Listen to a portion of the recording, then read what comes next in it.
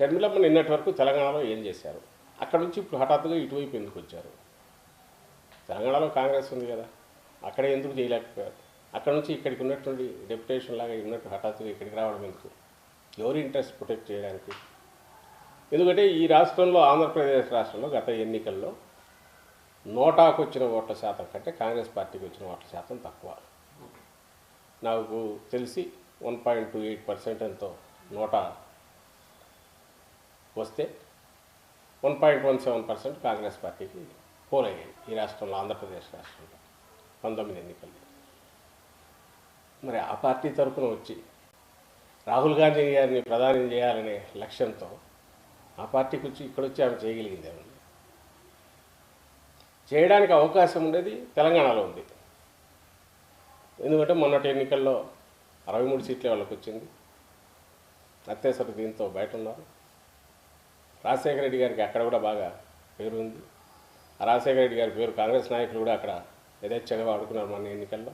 షర్మిలమ్మ ఏకంగా అక్కడ పార్టీని పెట్టి 3 ఏళ్ళు నడిపారు కాబట్టి అక్కడికి వెళ్ళి దానికి ఏదో వేణీలకు చల్లనట్టు కొంచెం తన పలుకు కూడా ఉపయోగించి తిరిగితే రాహుల్ గాంధీ గారిని ప్రధాని చేయడానికి మనం పనికొచ్చేదేమో తెలియదు.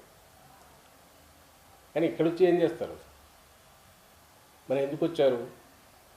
ఆమె లక్ష్యం రాహుల్ గాంధీ గారు చేయాలనో ఇంకోటో కాదు, సిబిఎన్ చంద్రబాబు నాయుడు గారిని ఇక్కడ ముఖ్యమంత్రి చేయడం ఎట్లా అని ఉన్నట్టుంది. అది కూడా ఎందుకంటున్నామంటే ఇంతగా చంద్రబాబు నాయుడు ఏదైతే ఆయన టార్గెట్ పెట్టుకున్నారో ఆయనకున్న అన్ని అస్త్రాలను ప్రయోగించడంతో పాటు ఆఖరణ దీన్ని కూడా తీసుకొస్తే ఎంతో కొంత వైఎస్ఆర్ అభిమానుల ఓట్లు కానీ ఇంకోటి కానీ ఏదైనా చీల్చడానికి ఉపయోగపడతాయేమో. మళ్ళీ ఆయనకు సోకాల్డ్ యాంటీ ఇన్కంబెన్స్ ఓట్లు చేరకూడదు, మళ్ళీ అవి ఎక్కువ చేస్తే డేంజర్, అంతవరకే పోవాలి. అందుకోసమే టార్గెట్ మైనారిటీలు కానీ, క్రిస్టియన్ మైనారిటీలు కానీ, దళితులు కానీ వీటి గురించే మాట్లాడే స్పీచ్ తయారు చేసి పంపిస్తున్నారు. మొత్తం దాని మీదనే నడిచింది. సో మేము అడుగుతున్నది ఒకటే, ఇంతకుముందు కొంత ప్రస్తావించాను. అసలు ఈ రాష్ట్రానికి ఎవరన్నా అన్యాయం చేసిన పార్టీ ఉందంటే చంద్రబాబు నాయుడుతో కుమ్మక్కాయ ఆ రోజు కాంగ్రెస్ పార్టీ చేసింది. దాంతోనే అన్యాయంగా ఆంధ్రప్రదేశ్ డివైడ్ అయింది. అడ్డగోలుగా డివైడ్ చేసి మనకు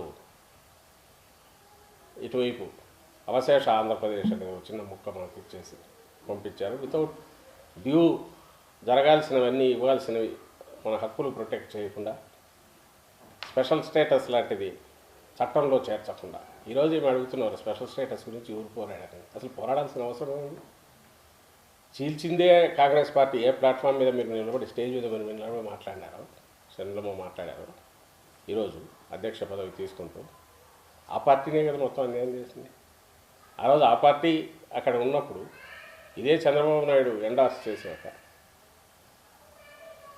స్పెషల్ స్టేటస్ అనేది ఇవ్వాలనుకుంటే చట్టంలో ఎందుకు పెట్టలేదు? ఆ రోజు చట్టంలో పెట్టి ఉంటే, ఇది కాక రాజధానికి సంబంధించినంత వరకు లిబరల్గా బడ్జెటరీ సపోర్ట్ ఇస్తామని సెంటర్ నుంచి, అది కూడా చట్టంలో పెట్టింటే తర్వాత పరిస్థితి ఇల్టెందుకు తయారవుతుంది? ఒక్కసారి తాను చేసిన తప్పు తాను ఎక్స్ప్లెనేషన్ ఇవ్వాల్సింది పోవచ్చు ఆ పార్టీ. దానికి మూల్యం చెల్లించింది, అందుకే అడ్రస్ లేకుండా పోయింది. ఈరోజు ఆ పార్టీ తరఫున ఇప్పుడు షర్మిలమ్మ అవకాలు తప్పించుకొని జగన్మోహన్ రెడ్డి గారిని మమ్మల్ని అడుగుతుంది. చిత్రంగా ఉంది. ఆమె వ్యక్తిగతంగా ఆమె ఎక్స్ప్లెనేషన్ ఇవ్వాలా? ఎందుకంటే ప్రజల్లోకి వచ్చినారు కాబట్టి, ఒక అనలిస్ట్ గానో లేక ఆమె independent opinion, that's a different issue. ఈరోజు పార్టీ తరఫున వచ్చారు, ఒక నాయకురాలుగా ఎమర్జీ కావాలనుకుంటున్నారు, మంచిదే. కానీ ఇన్నాళ్ళు తెలంగాణలో ఏం చేశారు?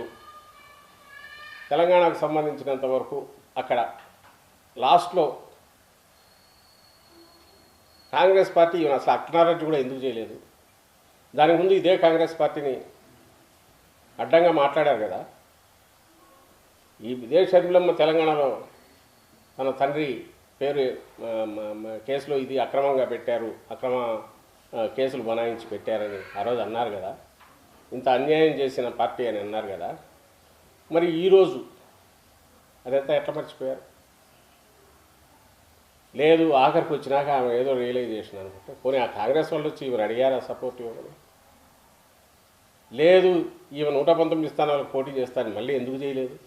అసలు తెలంగాణ ప్రజలకు ఏం ఆన్సర్ ఇవ్వకుండానే అట్లా తెర మీద నుంచి పక్కకి ఎందుకు జరిగారు? వెనక ఏమి ఇవి జరిగాయి? 119 స్థానాలకు వదిలేసేయండి. కాంగ్రెస్లో ఆ రోజు వాళ్ళు ముందు రిక్వెస్ట్ చేయలేదు, తర్వాత ఈ స్టేట్లో మీకు పనే ఉందనే తోయడానికి వాళ్ళు ట్రై చేశారు.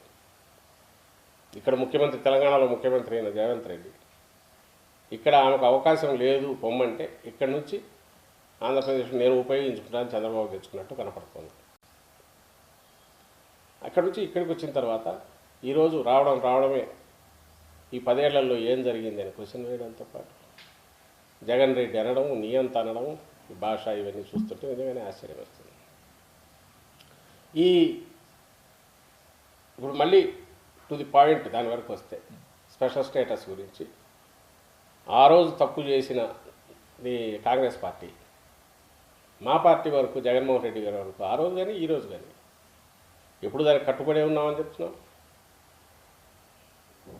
పోరాటం ఏ పద్ధతిలో చేయాలని చేయడంతో పాటు సెంటర్లో ప్రెజర్ పెట్టగలిగిన సంఖ్యలో లేదా సెంటర్ ఇక్కడ డిపెండ్ కాగలిగిన కాక తప్పని పరిస్థితి ఉంటే అప్పుడు మాత్రమే ఇది సాధ్యమయ్యేది. అంతవరకు దాన్ని సజీవంగా ఉంచే ఆ డిమాండ్ ఎప్పటికప్పుడు దాన్ని లేవనెత్తుతూ ఎప్పుడైతే అవకాశం వస్తుందో అప్పుడు దాన్ని సాధించుకోవాలనే దాంతో ముందుకు కదులుతుంది. ఆ అవకాశం వస్తుంది ఎప్పుడో ఒకసారి రాకపోతే. ఆ కమిట్మెంట్ ఉండబట్టే జగన్మోహన్ రెడ్డి గారు ప్రధానమంత్రి తన పక్కన ఉన్నప్పుడు ఆ మీటింగ్లో కూడా ఆ మధ్య వైజాగ్ దగ్గర సభలో అక్కడ కూడా అదే రైజ్ చేశారు. దాన్ని ఏం చాప కిందకి దొయ్యలేదు, లేదంటే మర్చిపోలేదు. మా గవర్నమెంట్ ఫామ్ కాగానే ఢిల్లీలో జరిగిన ప్రెస్ కాన్ఫరెన్స్లో కూడా జగన్మోహన్ రెడ్డి గారు చెప్పారు, మోడీ గారికి బీజేపీకి ఫుల్ మెజారిటీ రావడం అనేది మా మీద ఆధారపడే అవసరం లేకపోవడం అనేది ఈ పరిస్థితికి కారణమవుతుంది. ఎవరైనా అక్కడ ఉండి ఆధారపడాల్సి వస్తే అప్పుడు అడిగి చేయించుకోవడము, ఒత్తిడి తీసుకురావడం కుదురుతుంది. ఖచ్చితంగా ఎప్పుడో ఒకసారి దాన్ని సజీవంగా ఉంచుదాం, సాధించుకుందాం అనేది ఆ రోజు చెప్పారు, ఇప్పుడు చెప్తున్నాం. కానీ పాయింట్ వచ్చి అంతకుముందు చంద్రబాబు నాయుడు సరే ఆయన ఆ క్యాబినెట్లో ఉన్నాడు, చేయలేదు, దాట్స్ డిఫరెంట్ ఇష్యూ, ఆయన అనాల్సింది అనొచ్చు, కాదనాల. కానీ కాంగ్రెస్ పార్టీ బాధ్యతలు ఆమె తీసుకున్నప్పుడు కాంగ్రెస్ పార్టీ స్పెషల్ స్టేటస్ ఎందుకు ఆ రోజు చట్టంలో చేర్చలేదు? కాంగ్రెస్ పార్టీ అడ్డగోలుగా ఈ స్టేట్ను ఎందుకు డివైడ్ చేసింది? ఎందుకు ఆంధ్రప్రదేశ్కు తగిన గ్యారంటీలు కల్పించకుండా ఏకపక్షంగా అసలు ఎలాంటి ఇది లేకుండా డివైడ్ చేసింది? దానికి ఆన్సర్ అయితే ఇవ్వాలిగా. ఆ పార్టీ దానికి ఆన్సర్ ఇవ్వాల్సిన అవసరం కూడా లేనంతగా నేను ఇంతకుముందు 100 కంటే తక్కువ ఓట్లు వచ్చాయి. జనం కూడా దానికి వేయాల్సిన శిక్ష వేశారు. కానీ ఈమె మాట్లాడుతున్నారు కాబట్టి ఇక్కడికి వచ్చి ఈరోజు దీన్ని భుజానికి ఎత్తుకుని నేను నడిపి రాహుల్ గాంధీ గారిని ప్రధాని చేస్తానన్నారు కాబట్టి దానికి సంబంధించినంతవరకు ఆమె ఎక్స్ప్రెషన్ అయితే ఇవ్వాల్సి వస్తుంది. ఒకటి వ్యక్తిగతంగా తను ఈ 3 ఏళ్ళు ఎందుకు తెలంగాణలో నేను అక్కడ బిడ్డను అక్కడే ఉంటానని తెలంగాణ యాసలో మాట్లాడుతూ అక్కడ కాంగ్రెస్ను తూర్పారబట్టి ఈరోజు ఉన్నట్టుండి అక్కడి నుంచి ఇక్కడికి షిఫ్ట్ అయ్యారు. నా జీవితం అంతా తెలంగాణకి అంకితమై ఈరోజు ఎందుకు వెనక్కి వచ్చారు, ఇటు వచ్చారు? కేవలం జగన్మోహన్ రెడ్డి గారు ఉన్నారనే కదా. జగన్మోహన్ రెడ్డి గారు ఉన్నారు, ఆయనకు సంబంధించినంతవరకు అటాక్ చేయడానికి తన ఒక వెపన్ అవుతారు. ఆ వెపన్ ఎవరికి ఉపయోగపడుతుంది ఆయుధం అనేది కూడా ఆమెకు తెలుసు, చంద్రబాబు నాయుడుకి ఉపయోగపడుతుంది. సో ఆ పర్పస్ కోసమే వచ్చారనేది మేమనడం కాదు, ప్రజలకు తెలుసు పూర్తిగా. దీనివల్ల ఫలితం ఏమీ ఉండదు. 100 కంటే తక్కువ వచ్చిన పార్టీకి ఇప్పుడు అది ఏ రకంగా చేసినా తెలుగుదేశం పార్టీ వెంటిలేటర్ మీద ఉంటే ఈ పార్టీ అసలు కనుమరుగైంది. దాన్ని ఏమంటారు, అసలు ఎవరికి దాని గురించి అనుకును ఆ పార్టీ నాయకులు అనబడే వాళ్ళు కూడా ఎవరు లేరు. ఇప్పుడు ఆ పార్టీకి మళ్ళీ జీవం పోయడం అంటే శవానికి జీవం పోయడం లాంటిదే. అది ప్రాక్టికల్ కుదిరేది కాదు. సో ఇందులో ఎవరి ఎత్తుగడ ఉంది అంటే చంద్రబాబు నాయుడు గారు ఎత్తుగడ ఉంది. అందుకే ఆ సెక్షన్ ఆఫ్ మీడియా రేపటి నుంచి చూపండి ఈమెను విపరీతంగా ప్రొజెక్ట్ చేస్తారు. రామోజీరావుకి ఎందుకు అందుకు ప్రేమ, రాధాకృష్ణకి ఎందుకు అందుకు ప్రేమ, చంద్రబాబు నాయుడు చెల్లిని బయట వేసాడని జగన్మోహన్ రెడ్డి అనడంలో ఎందుకు ఆయనకెందుకు ఆమె మీద అంత ప్రేమ? కేవలం ఒకే ఒకటి, ఆయన ఈరోజు తన టార్గెట్ తాను ప్రజలకు ఏం చేసినాడో చంద్రబాబు నాయుడు చెప్పుకోలేక, చంద్రబాబు నాయుడు ప్రజలకు ఏం చేశాడో తన హయాంలో చెప్పుకునే పరిస్థితి లేక, అలాగే జగన్మోహన్ రెడ్డి గారు ఈ 5 ఏళ్లలో ప్రభుత్వంలో ఉండి ముఖ్యమంత్రిగా ఉండి చేసిన వాటిని నుంచి ప్రజలను ఏమార్చాలన్నా, అబద్ధాల కల్పితాలన్నీ ప్రచారం చేసి 4 రకాల అటాకులు పెట్టాలన్నా, అలాగే ఎంతో కొంత నేను ఇంతకుముందు అన్నట్టు వైఎస్ఆర్ అభిమాన ఓట్లు ఉన్నా లేదా దళితులు, ఎస్సీలు, మైనారిటీల్లో ఏదైనా కొంచెం చీలిక ఏమైనా తీసుకురావచ్చు అనే ఉద్దేశంతో అనే కుట్రతో